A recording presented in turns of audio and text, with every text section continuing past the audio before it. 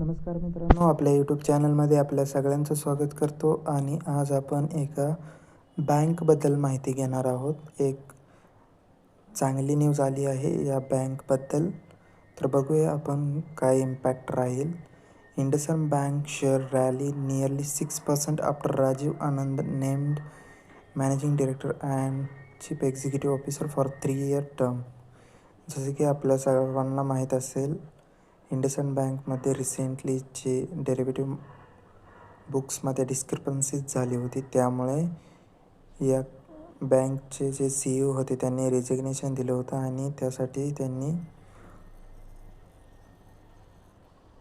Hiring start केलं होतं, म्हणजे त्याचे पोझिशनसाठी. तर यांना फायनली या पोझिशनसाठी सिलेक्ट केलं आहे फॉर नेक्स्ट 3 इयर्स.